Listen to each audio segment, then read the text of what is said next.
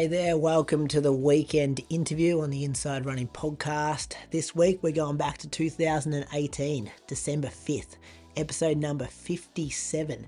So, nearly 300 episodes ago. And we got the re-release chat that Moose did with Morgan McDonald. So last weekend, he became the third fastest Australian of all time over 5K, where he ran a 13.00 over at the LA Grand Prix. And, bits happened in his life since this chat. He just won the NCAA championships here. He beat Grant Fisher. And then, was probably thinking he'd go into pro life and absolutely dominate and stuff like that. But, a stack of injuries and some changes of coaching, and a lot's happened to Morgan since this interview to get to where he is now. Obviously, he's shown a lot of resilience and, that keep chipping away mentality to know that talent was there and one day it was going to be on show, which we kind of saw last weekend.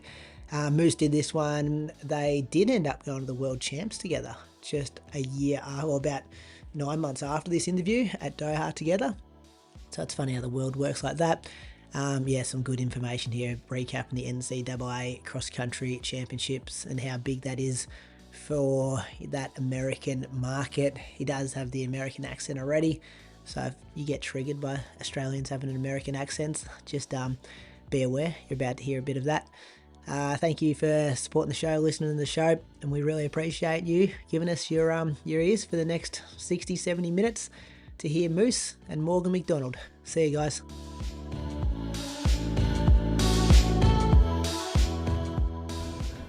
Morgan McDonald, welcome to Inside Running podcast. Thanks, Julian. Now, just to explain to everyone, this is actually our second recording. Yep. Yeah, we did this last week. It's a bit of deja vu going on, and I've basically fucked up the recording software. So we got a great hour of me talking, but nothing of Morgan. Bit of a wasted experience. But look, I get to know you now. We're actually quite good friends now, aren't we? Yeah, we get along well. We're back for round 2. Talked about your love life during the week, that kind of thing. Oh yeah, all good stories. So the reason you're on the show, mate, well, apart from being one of the best distance runners in the country, but specifically you won NCAA cross country 2 weeks ago now, 2 or 3 weeks ago. Yeah, I don't know. I don't remember, but that was recently. Yeah, and it got a lot of press back home because it was you're only the third Australian ever to do it. Yeah, that was pretty cool. It was Pat Tannen, and then the other guy was actually, I think it was like back in the 60s. It was actually a guy from the same running club as me, Ronick Botany Harriers. Oh, wow. Which is kind of a fun fact. Which school did he go to over there? I think he went to Houston. Yeah. I really haven't heard. I think his name's like something St. Lawrence Al. I don't really know. I haven't really heard much about him, to be honest. But yeah, kind of cool. There were a lot of good older runners that went to Houston, wasn't there? I have heard that. Yeah. All right. Yeah. So tell us a little bit about the race. So obviously you run for Wisconsin, the Badgers. And so tell us about how the race played out, because I've watched it. I don't think you can get it for free yet, but hopefully they post it for free soon. So maybe some of the Australians haven't actually watched the race. Yeah, that kind of sucks. I think it's on Flow Track, but I guess they make people pay for it. But yeah, just to give some context for it. It was like the college national championships, and it was. I'm in my last year here, like my 5th year, so it's kind of a race that I've been leading up to for a long time. And maybe like the biggest thing was that my school was actually hosting it, so it was here at home in Madison, Wisconsin this year. So it just kind of meant like the whole environment was crazy, like leading up to the race, and then on race day there was just so many fans and stuff, because Wisconsin actually has a pretty good history in distance running. We have some past national champions and some like teams that have won and Olympians and stuff. So there was a lot of like old alumni that came back, and the town in general was just like pretty into running just because of that success. So it was crazy. There was like so many people out there. The most that I've ever raced in front of for a cross country race, and they were just, screaming and yelling the whole time. So the support was awesome. And it was pretty cold. It gets pretty cold here in Madison, and it snowed like the day before the race, so like it was all white and stuff. It was super pretty, so it was just like pretty hectic experience. And but yeah, it was awesome. It was a lot of fun. And then in terms of the actual race, it was a really solid race. Like there was quite a few good guys in there, and I don't know how much you want me to talk about this. Do you want me to go through how the race played out? So we'll start. We'll go back to the snow thing. Were you hoping that it would snow? Is that something that that benefits you because you're in that area? Yeah, so like it's definitely not something. Even though I live here, it's not something that we really like have any experience doing because during the winter we don't like run on the snow. We run on like the paths that get cleared, and then we run like inside. We have like a turf field and an indoor track and stuff that we train on. So it's not something that we have, I would say, like much experience on. I've raced on snow one time before in my life, which is back when I was 16 in Poland at the World Cross Champs, which was awesome. But we kind of were hoping for the snow still, just because, you know, we're still a lot more used to those type of conditions. And there was a lot of schools like from California and stuff that it's still warm there. It's still like nice weather. And so we were kind of hoping that there'd be a bit of an advantage from that weather, maybe throw some other people off their race. And it was just like, you know, cross country is just kind of like crazy, you know. And so it was just like another cool factor to add to the whole experience. Yeah, the photos and video footage is really cool. So when you're preparing for this, if it snows and there's snow on the ground, you won't go and do your specific course workouts on that snow? You'll head indoors? Well, so like this isn't something that happens too often because it's pretty rare that there will be like snow before the cross country season is over. Like it's not even winter time here yet, so it's actually pretty early for it to be that type of weather. So it's not something that I've ever run into before, like this issue. I'm sure we would have if it happened. So we actually did like our final session on the course on Tuesday of the week, and it was so different, like because what happens is because it is so cold, like it was like -5 like earlier in the week, the ground actually freezes and it gets super hard and it just becomes like a track, like it's really quick to run on. And so like we were thinking that, you know, we'd need like really short spikes and it'd be a super quick race, but then the night before, like the snow came and it really changed things, like, you know, put a bit longer spikes in and stuff, and it definitely makes the race a bit slower, and you're just getting snow kicked up in your face the whole time and stuff. Yeah, it's a different environment. Obviously, we don't get that back home. No. Yeah, and so in terms of the race, like, how's the course? Is it a golf course you run on? Yeah, so we're really lucky here. We got like a specific cross-country course, kind of like the style of Stromler, where it's just like it's designed just for racing cross-country. But it is really nicely looked after, like pretty well manicured and stuff. And so it is really nice to race on. And the course, I would say, kind of looks easy, but there are like still like some hills and stuff in it. So it is a bit of a challenging course, but it's still not quite like some of the, you know, like more traditional cross-country courses that you get to race on back in Australia, like say like Nowra, for example. It's not quite like that, but it's still like a solid, tough course. It looked tough, like watching it. There were some serious hills. Oh, well, I thought they were anyway. And cross country, yeah, no, right? Yeah, I felt them. There was a bloke on the front in blue that was just making it fast or putting the pace on. Yeah, he does that. He makes it look hard, doesn't he? He had a good pain face. I was not expecting him to last that long, but good on him. He's good. He is. Yeah. So in the race, you were up there as a favourite. Who were the other favourites? So the other big favorite was a kid called Grant Fisher, who's this American who's he's really good. He's always been really good. He's won an NCAA title on the track before, and he's a senior, so he was kind of like the big American favorite. And it's pretty interesting. It's kind of funny in the college, because there's so many good internationals. Like an American hasn't won it for like quite a while now. Like I think the last one would have been like I don't know, like Galen Rupp maybe, like a while ago. So it's kind of a bit of a battle, like USA versus the rest. And so a lot of people are kind of backing like that American. So Grant Fisher was like I'd say the main competition. Yeah, and he was in the pack, but you also had a lot of others. Yeah, that was a bit unexpected for me, but it was a solid pace. Like we ran low 29 minutes, but I guess it kind of just speaks to the depth or whatever. But there was still, with a K to go, there was still like around 10 people in that pack just getting after it. And so yeah, that was kind of I was a little bit worried by that because, like, you know, when it comes down to a kick and there's that many people in it, kind of anything can happen. But it made it cool. It was fun.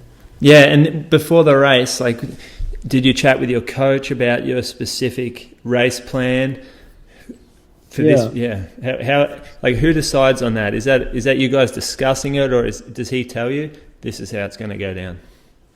Yeah. So like when it comes to racing strategy for these type of races, like in the past, my coach has kind of given me sometimes a bit more direction, but to be honest, like that hasn't always worked that well for me. So the way that we kind of do it now is we definitely keep it like we don't really talk specifics too much.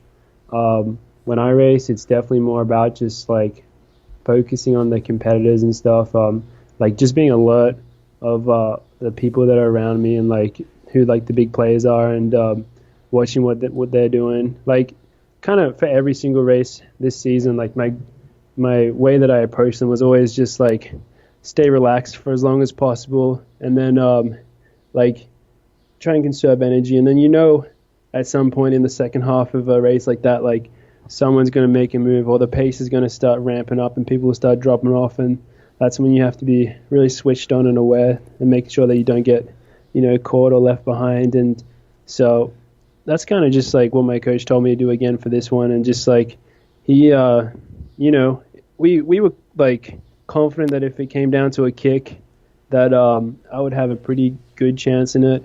And like he said like if I felt it, I could go earlier, which is something that I did in an earlier race in the season, which worked all right. But just with like the guys that I was racing in this one, like Grant Fisher in particular, I mean, he's really good, and I kind of felt that if I like made a move earlier in the race, there was a good chance that he would just sit on me, and it'd be pretty hard to drop him, and then he'd outkick me at the end. So with the way it played out, you know, I kind of just tucked in for as long as possible, and then left it to that big kick at the end, and kind of just, you know, went all out for it. Yeah, pretty patient running. And then it's kind of tough. That finishing kick, that's something that we've seen. Like that's the actual clip that everyone's seen. The finish line. I think Athletics Australia, they've been all over it. Yeah. And a few people that we talked to from your training group who you've raced against, they sort of mention you've got a kick, and then you've got another kick, and then sometimes you even go again. And that's what we saw that in that finish straight. It was really, it was pretty cool. Yeah, the double kick. When I was back in Australia for the summer for last track season, it's like it definitely initially wasn't intentional, but it's kind of something that happened like both at Hunter and then at Nationals. And like it wasn't really something that I ever like consciously did, but the way that I raced, I liked making like a bit of a move with 300 to go, but then still having like maybe one more gear to go down the home straight. And so then, it kind of ended up being like a bit of a double kick. Yeah. So I guess, how's the post-race life been experience? Obviously, I saw you on TV. Like, I found some TV interview with you. That was weird. Yeah. Oh, you spoke really well. I thought that, except it was sort of your accent. You got a lot of American in you. Yeah, it's bad. I mean, I've been over here for like 4 or 5 years now, and I just surrounded by Americans, and I just picked it up. Like, I don't even know. I feel bad. I get made fun of a lot for it, but like, I don't know what I can do. Maybe one day I'll get it back. But yeah, like it's weird, like, because I don't really ever expect to like cross country to be that big of a deal. But you know, over here they do a pretty good job like covering this stuff and like looking after you with all that. And so it's been cool. It's been a little bit overwhelming. Like, I got to go out on the field for like the football game, which is like 80,000 people out there, like, and like people around campus now kind of like some people like recognize me and say like good job and stuff, and so it's fun. It's definitely fun, but it's a little overwhelming. The Facebook followers increased? Yeah, I got the Instagram jumped up a lot, which I'm not very good at Instagram, so I feel like I need to take it a bit more seriously now, but we'll see. Yeah, very good. So let's talk a little about how you found yourself at Wisconsin. I got it last time. This is great because I can fix all my mistakes. I said that your mum was a great runner back in the day, but actually she started running after you. Yeah, so that's it. So like, if I want to go all the way back to when I started running, it was like just kind of your classic like primary school, year 3, just like do the school cross country race, and I did pretty well in it. And I was really lucky that in the year above me there was a kid who was like pretty into running, and his dad was into running, and they trained with a squad at Centennial Park, and they invited me to come along. And it turned out that that squad was Sean Williams' Sweat, and so that had some awesome runners in it, like Ben St. Lawrence and a ton of others. Mm-hmm. And so that's kind of like back when I was young. Like obviously I didn't know who these guys were, but that's the people who were in the same squad as me, and I stayed with that squad until all the way until I came over to America. So I was really lucky to like always have like these great mentors and people around me. And as I got older, I definitely got to know them a lot better and became friends with them. And I got more and more into running. And I just like I'd say it was when I still played soccer when I was younger. I was really into soccer, and it was kind of a bit of like I'll focus on soccer and just do a bit of specific cross country training, and that'll be enough to keep me fit for the cross country season. I never really did track when I was younger, mostly just cross country, and that got me through. And then at some point I decided that I wanted to come over to America for college, and so when I was like 18 I came over here, kept running. And some of the boys you used to run against, like when you were 18, I know you come from a very like good year, like if they were wines, it would be an excellent year, you would say. Yeah. So I mentioned this last time that I think that I was so fortunate to have like these great runners to race against, to like push me and to like aspire to try and be as good as these guys. It was actually mostly the age group above mine. You had guys like Luke Matthews and Stuart McSwain, Jack Rayner, Jack Davies, a ton of them, and then Jake Burtwhistle, who's like a great triathlete now. Like he was like for a bit he was like unbeatable, and I was just really lucky. Like when I was, I don't know how, I guess I was probably like 16. I got to know these guys because we went to Forest Creek together, and it really just opened me up into like the the running community. I would say before that I wasn't really like that like into it or anything, but meeting all these guys definitely got me a lot more into it. And they're always just there just to kind of keep these races super competitive and push each other. And I think that's a big reason why like now we have like this great group of young guys coming through, like, and it's awesome. There's like a lot of depth and stuff, because I think a lot of the time, like a lot of the guys, when they get to a certain age after high school, they kind of fall out of running for whatever reason. But I think this age group's been able to keep the really like strong community, just a lot of guys that just love it and are super into it, and a lot of talent there. And I think now that we're all becoming seniors or have been seniors for a little bit, we're seeing it kind of flourish. Hopefully it really seems like you feed off one another. Or over here, like you've got Jack Rayner and Stewie, like both taking different paths and both excelling. You've got Luke, who won a bronze medal. It definitely, and you can see like, well, maybe through more like social media, everyone stays pretty close and tight.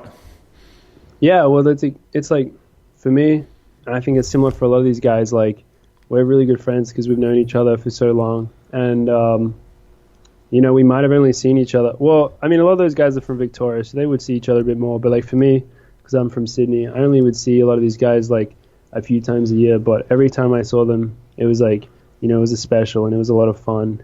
And we definitely have kept close. We message each other and stuff. And I think we support each other a lot, and overall just like have a lot of fun with it. Yeah.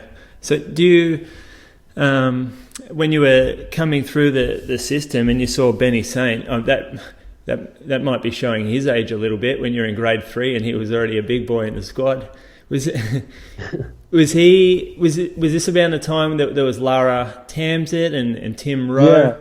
Yeah. Yeah, definitely. So when I was younger, like I would like be training and look at these guys, and they were like amazing. Like I remember it was like a massive deal for me when I got to the point, and this wasn't until I was I want to say like 15 or something, that like I started like running with Lara in sessions, and like eventually got better with her. But yeah, I always had like these really good people who just watched it. Like they would do some like freaking awesome sessions. Like it was sweet to watch. Yeah, that was up there with our premier running group for a period of time.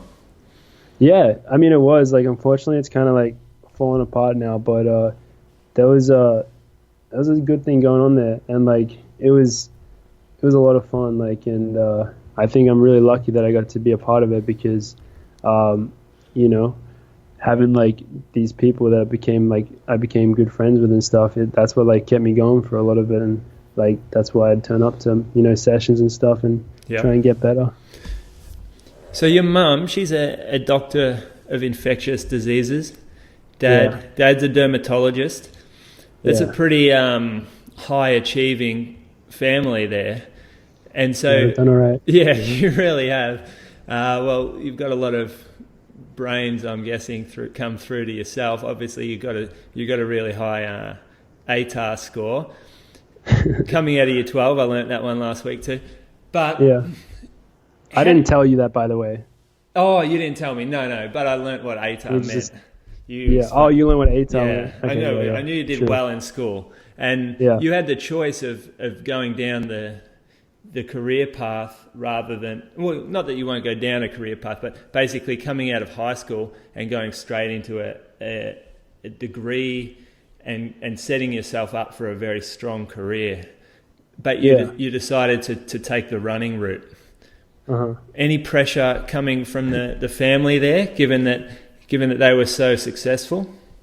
Yeah, so I've just always been really lucky that I've had, like, my parents have never really pushed me to, like, you know, be super serious about having to do anything in particular. They've always just kind of allowed me to follow, like, my passions, my dreams, and I guess that ended up being running. And so, I mean, they've been really happy, like they've been along for the whole ride, and they love it, like to be involved in the sport and watch me do well, like, and I've just like been fortunate and like privileged enough to not be in a position where like I have to really like be like, you know, I need to like focus on getting a job and stuff. It's always been you know, let's just focus on the running while I'm young and see where it can take me, and then after that I'll move on to doing a little bit more proper adulty stuff.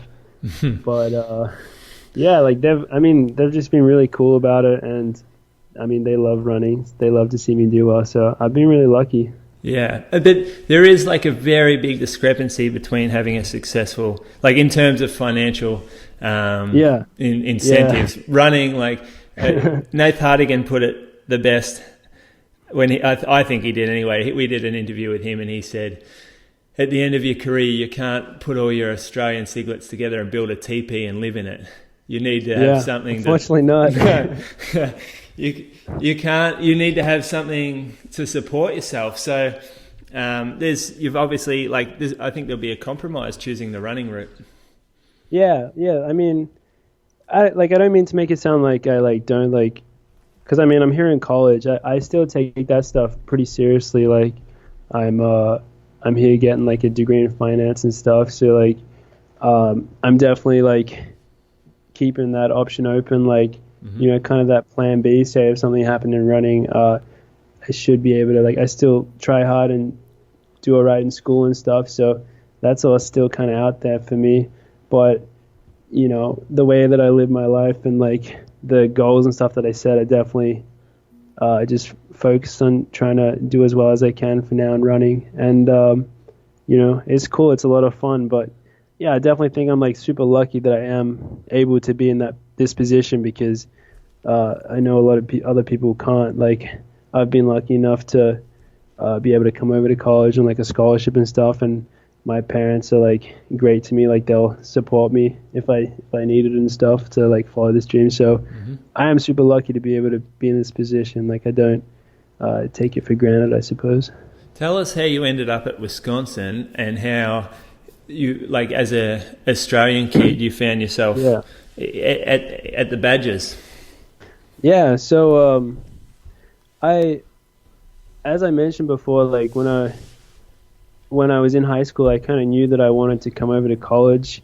I kind of saw like there being a bit of a gap between the top juniors and then the elite seniors. Like when you turn 20 or whatever and you have to just race in the opens, these seniors, they're pro runners, they're so good, and it's just like I thought that those years were going to be really tough in Australia. Like, there's not quite the same support or system there, and here in college is just, they got so much like money and such good competition to help you through that stage.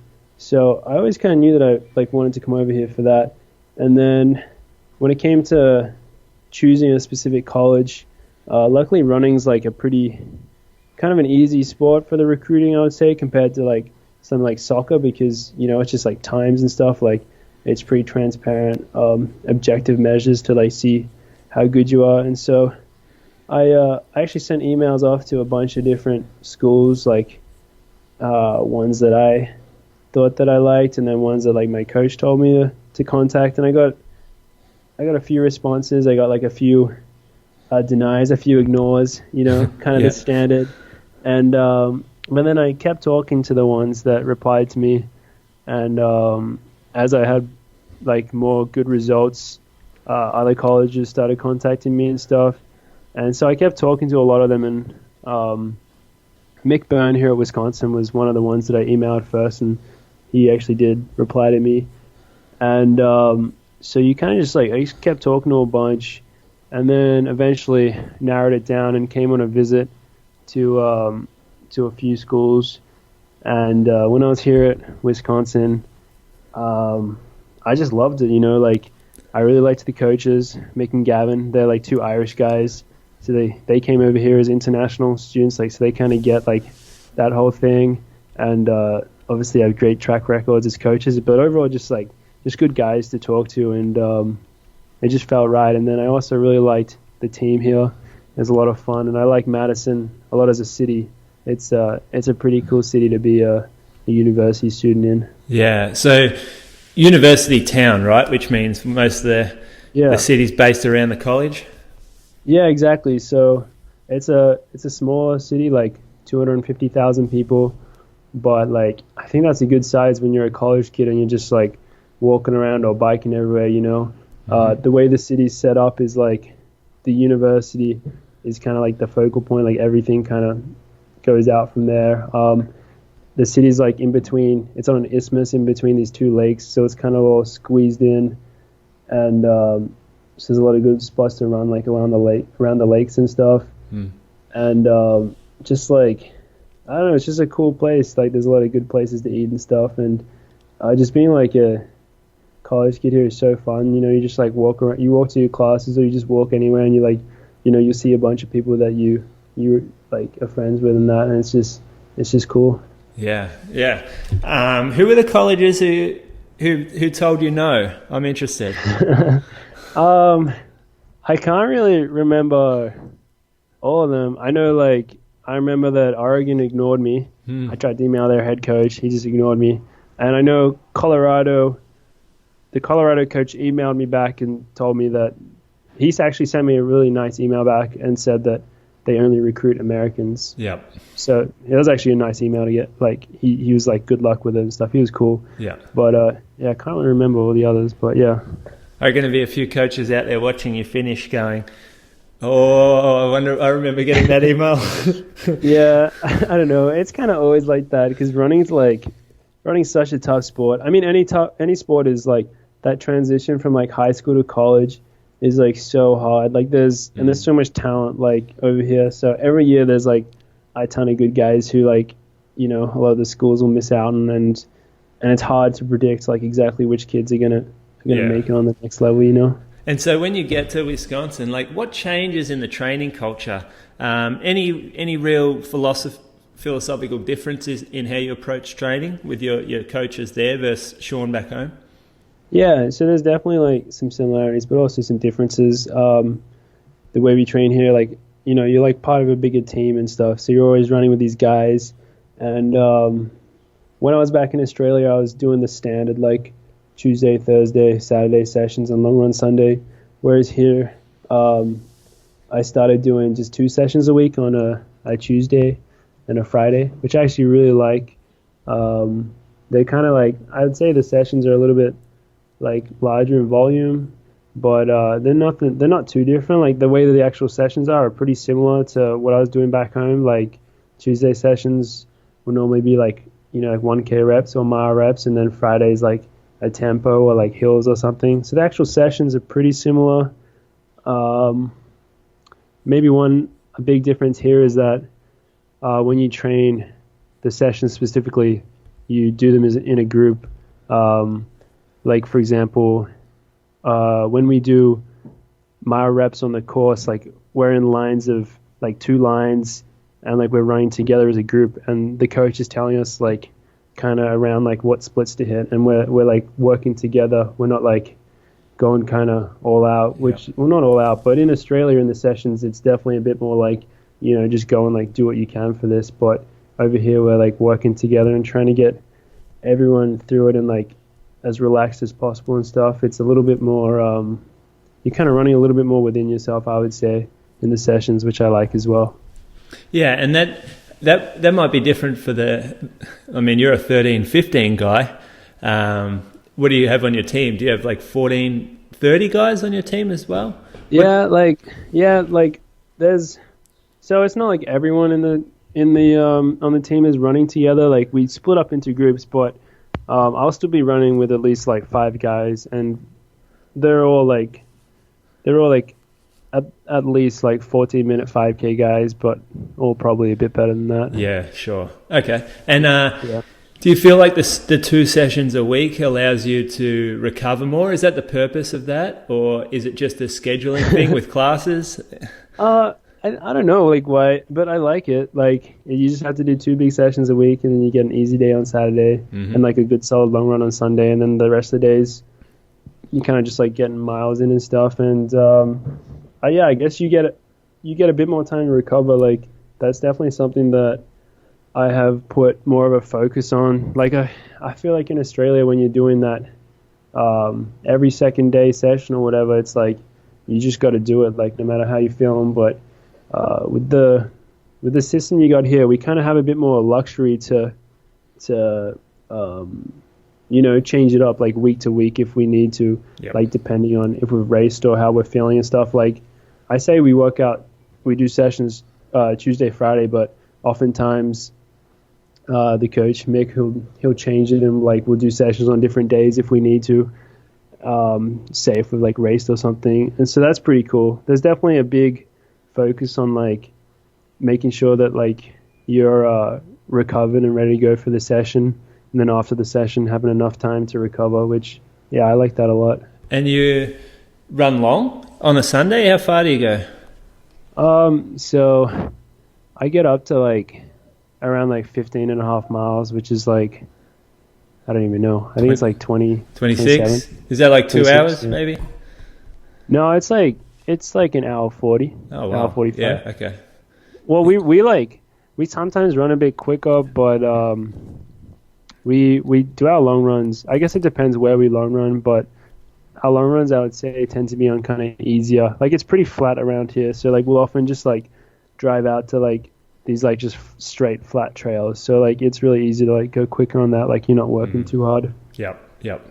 And mileage wise, per week, what's an average for you? So for this season, I like managed to get up to like 85 miles a week for a few weeks. It's like 145. I felt good doing something like that. 145k or something. Yeah, 140s I think. Yeah. But I didn't really do like I didn't do a ton of that. Like that wasn't like my average, but I got up there, which was good. Like I think that's a good amount for me. Like I've kind of always been a bit lower mileage and have just gradually worked up. And that's really you've run really fast off this reminds me a lot of Pat Tiernan, actually. Yeah. You know, like he was doing similar mileage and running amazingly quick. Yeah, well, me and Pat definitely we get along really well, and we have like kind of similar approaches to training. I would say our coaches over here are actually both like Irish guys and stuff, and so we do train very similar. Like when we're in Forest Creek, like we linked up and do sessions together and stuff, and so there's definitely similar training philosophies there. Like, you know, we're trying to like just like have a good quality, I think, you know, in everything we do, and we're not like all about trying to smash out crazy mileage or anything. Yeah. Do you use like a lactate measure like he does? No, like my coach doesn't do any of that stuff. Like my coach is not like scientific at all. Like he's really big on just like watching us and like being able to kind of like read us and like just get the vibes from that. Like, but it's nothing scientific. Yeah. Okay. So let's go to the Com Games Trials race, which was in 2000. Oh, it was actually still this year. It was just early, wasn't it? In April? Yeah. Feels like a long time ago, doesn't it? It does. It feels like forever. You won the race with a solid kick, and you beat some of the best runners you beat the best runners in the country. Yeah, I suppose. Yeah. Oh, well, it's true. And it was a fast-paced run in very tough conditions. And you managed to kick off that. That would have been satisfying. Yeah, so that race was crazy. Like that was like probably still the best track race I've ever done. Like, and it was just like it was so awesome, just like how it all played out. Just like, you know, national championships, spots on the line to qualify for the Com Games. So it just meant so much. And then we had such a talented field of guys, and then Pat Tiernan stepped up and took out the pace and just made it a solid race the whole time. And it was so tough because the conditions it was pretty damn hot and humid up in Gold Coast. Like it was not easy, and so it was just kind of a bit of a slaughter fest the whole time. And I was like kind of like just hanging on for dear life, and luckily like I was still there with a lap to go, and I managed to be able to just bring out that kick and get it done. But it was just such a special race to have be a part of like a national championship like that, where like, you know, 3 guys or whatever running like 13:20 just on home soil. Like I know that doesn't really happen too often, so it was pretty awesome. It was great to watch, and it'd be a surprise Pat took the pace out like he did, considering there was not a lot of incentive for him to run faster. So like I wasn't surprised that he took the pace, but I was surprised that he took it from the first lap. And I guess it's easy to say this in retrospect, considering that he did end up coming fourth, I think. Like, so it wasn't in the end like the best race strategy, but I kind of thought that he was going to take it after like a K or two. Like I thought he was going to let it settle, and then he would make a hard move. But yeah, he just took it from the gun, and then it was just like, damn, like we're on. Let's get on this train. Yeah, you know it's going to be quick when Pat Tiernan jumps to the front. Yeah, I mean, I'd done like sessions with him, as I said before, at Falls Creek. Like we did some tempo workouts together, and like he was able to drop me like so easily. So like I was pretty scared. Now you've had a month to think about this. I mean, sorry, a week, but there was people saying, obviously not to your face, but that you weren't working hard enough during your training stint to lead into this race, and that they didn't think you'd come close to winning it. Yeah. I mean, so as I said last week, it's kind of just different training philosophies, and I'm not gonna say that like there's one correct way to do it. Me and Pat train a similar way. Like we would do our sessions together, and it is a little bit more reserved compared to some other guys. Like when we do K reps, like Stuart McSwain is like killing us, for example. But like, you know, he's gotten so good off training like that. So, clearly there's merit in it, and it works well for some people, but just the way that I'm built and the way that I guess like Pat, just the way that we like to operate, it's not quite like that. And I think, we were getting dropped pretty bad in some of these sessions, but we were running with some really good guys. So if you were kind of keyed in, paying attention, and you've looked at like our race history and stuff, that we were going to be ready to go off like the training that we were doing. And that's kind of just like, that's the way that we train. Like we don't have to kill ourselves or compare each other with each other in sessions. It's like, we train the way that we like to train. And then when it comes on race day, that's when it matters, to lift and put it all out there, like training, who cares about how you do in training? It's the races that matter. That's a good, that philosophy, it's a whole kind of fourth gear type philosophy, I guess, that we talk about on the show a little bit after Sean Crichton came on and talked about it himself.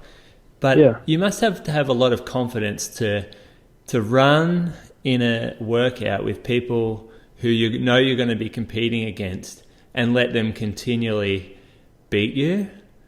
I didn't even really think about it, I'll be honest. I just don't. It's not something that phases me because it's just the way I've always been. If you ask say some of the guys that I was training with when I was younger, I would always just be the type that I would train at a certain level, but then on race day I'd be able to bring it, kind of lift it up to another level. And the thing is, it's not like I'm not working in sessions. I've kind of thought about this sometimes. I feel like I'm working pretty damn hard in sessions. I'm pretty tired and stuff, but I just in sessions I just can't really lift myself to that level. And my coach is big on that as well, just making sure you're not killing yourself on every session, because I've gotten injured a bunch and stuff, so I do train pretty hard, but I think in order for me, the most important thing is to just train as consistently as possible, which means trying to stay healthy, which means oftentimes in sessions just trying to do a good effort, but not a great effort necessarily. And there are certainly times when I am doing stuff that's a bit more impressive, particularly on the track and stuff. That's when I'll kind of rip it a little bit more, but still it's just kind of the way I've always been. I just have never been the type to do anything too crazy, too impressive in a session. Yeah, and the injuries you mentioned, you had a bad one going into Com Games, didn't you? Yeah, so that sucked. That was, I had tenosynovitis in my tib post, which is pretty much just a fancy way of saying inflammation in the sheath of the tendon or something. Yeah. And it just sucked because so I got it the week or 2 weeks after the trials, and the thing was I didn't really know what it was for a while, and then I didn't really know exactly what to do for it. So it was one of those ones where it's just super frustrating, and I looking back on it, I feel say if I had known what it was and what to do, I could have taken a week off and probably been completely healed with it, be able to go back to running. But just the way that the nature of it just meant that I would kind of keep on coming back. And I had obviously the pressure of the Com Games. I didn't want to miss too much training for that. So I kind of kept pushing on it when I, probably should have, if I'd known better, I would have taken it easy. And so that meant that it just lingered for that whole 2-month period or whatever. And by the time I got to the Com Games, my training just wasn't quite there, unfortunately. And were you still sorry? Were you still feeling the injury in the right up to the day? No, when I went to the Com Games, when I was there, I had some really good medical treatment, and it got to the point where I wouldn't feel it when I was running. It was a weird injury where when I was spiked up and going for it, I wouldn't actually feel it. It was more on an easy run, I would feel it a lot. I would notice it. So it wasn't something that was I was actually thinking about when I was racing, but it was still there at that point. Yeah.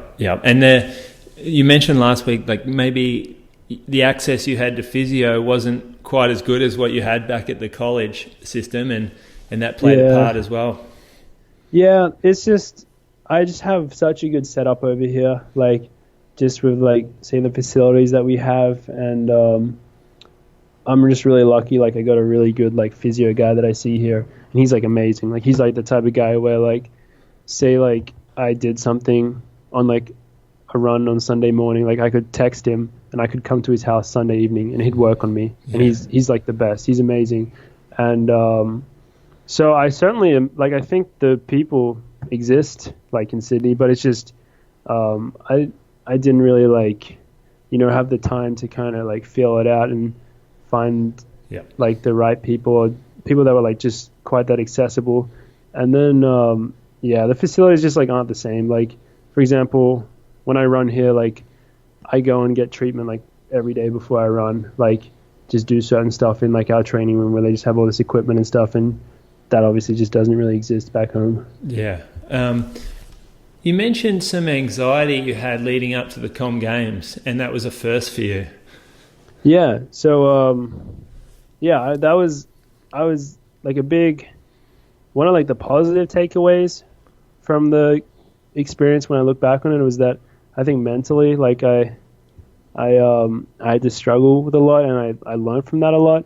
And so, yeah, like it was a little bit tough in the lead up. I had the injury, and then I also had like this thing with my visa. So just life stress, and like I'm normally like a pretty just like chill, calm person, but like for the first time ever, like I would actually just like feel anxiety just kind of out of nowhere. And that obviously sucked. And like that was tough because I was just in Sydney, and just like at that point, like my whole life was like focused on like trying to do well in running and stuff. And I guess it's a lot of pressure, and it kind of just amounted to like, I like would feel anxious sometimes in the mornings and stuff. And then when I went to the can you explain anxious? Like what sort of things? Like a lot of people, I don't think really, like they hear anxiety and they think maybe nervous, but what is it that you feel when you have anxiety?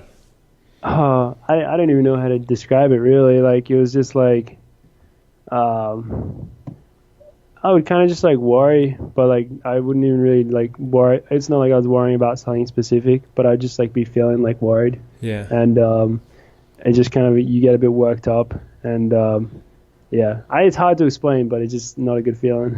Yeah, it's like a sick. Do you get nauseous from it? Or? No, like it was never anything like. I wouldn't say that I experienced it that bad. Like it was never anything like, I would never have any physical things that would happen. It was just like, it's just a feeling. Yeah. Okay. Yep. Thanks. Sorry. It's just it is. I think it's important that people like understand what things are so they can recognize it if they ever get it themselves.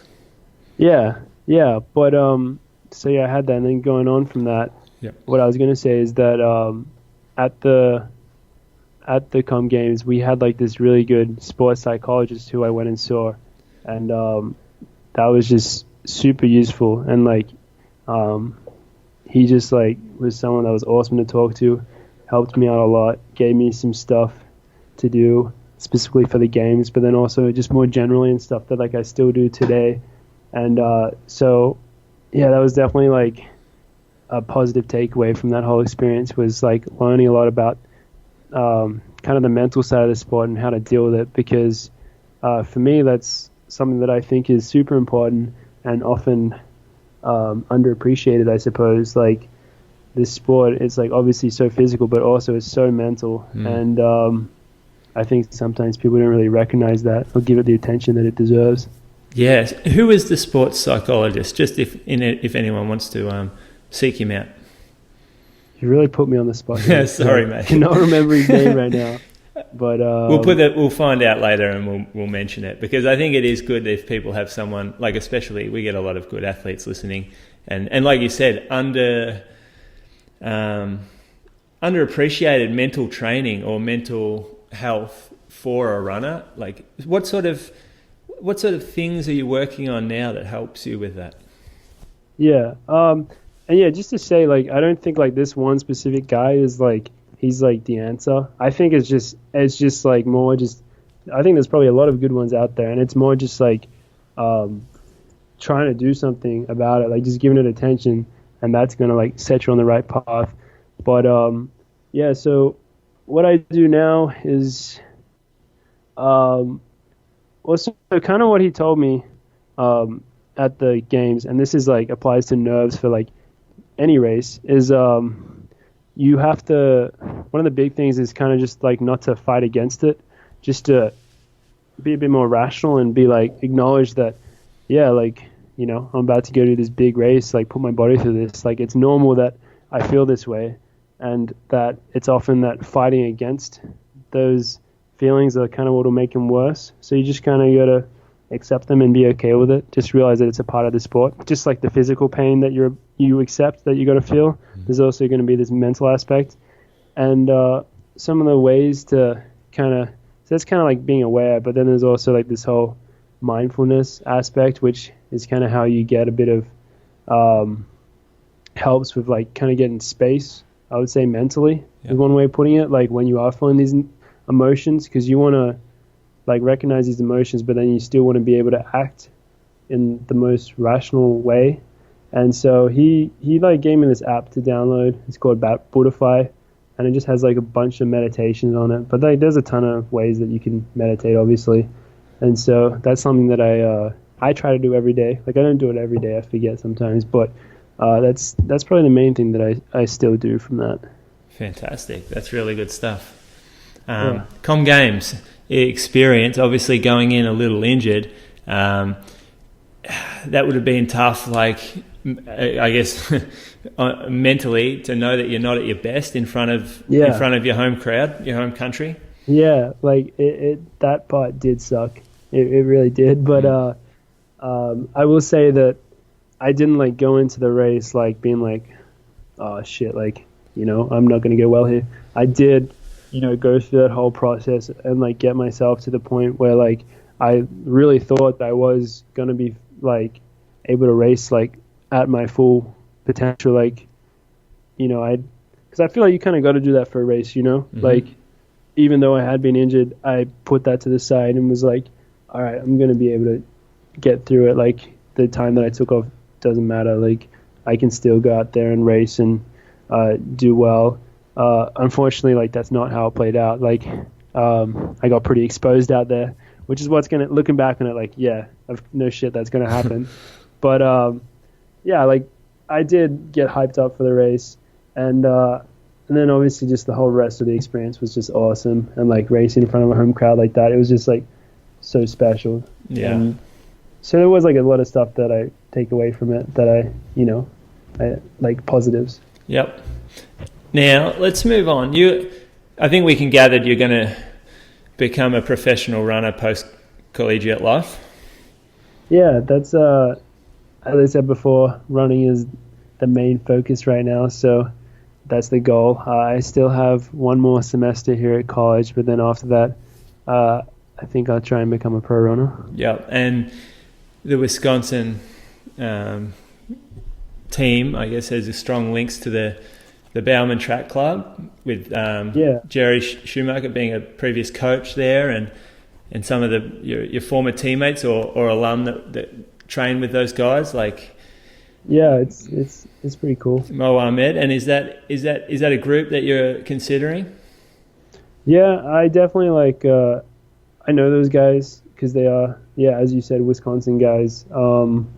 The Jerry Schumacher, the coach of the Bowerman Track Club, he was the coach at Wisconsin, and then he got offered the job to be the coach of that group, and so that's what he went and did, and he took a bunch of Wisconsin athletes with him to start that group. So it does have a very strong Wisconsin link, and as you said, Mo Ahmed, who's probably like one of the best guys right now, he graduated at Wisconsin the year before I came, but I talked to him a bit in the recruitment process, and I know him pretty well.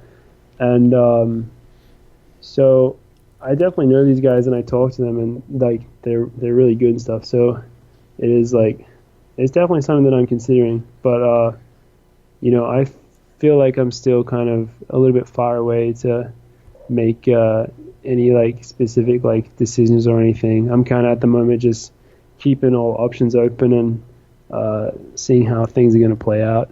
So you graduate in June next year? Yeah, exactly. Yeah, and the goals, so you've got an indoor and an outdoor season left. Mm-hmm. You want to, like, I'm assuming your goal is to win national titles? Yeah, I would love to win some national titles on the track. Another national title, yeah, exactly, more national titles. And track times, do you think you can run as fast as Stewie McSween? Yeah. Yeah, I do. Like, I think when we ran like 13:20 back in at the Com Games trials, I think with the weather and stuff, like, I think that was a fair bit quicker than that. And I think if I get consistent training under my belt, I can definitely be in that form. The main thing at this point, like when you're running 5K times that are like that quick, like down around 13 minutes, is like you really just got to get in the right race, because I mean there's not many races in a year that like are going that quick, and it's so hard to do it on your own. So I'm hoping that I'll be able to be in good shape, and then at some point just get put in the right race and see what I can do. Yeah, that is exciting. So maybe like, because you mentioned last week some visa issues are going to keep you in the US until then.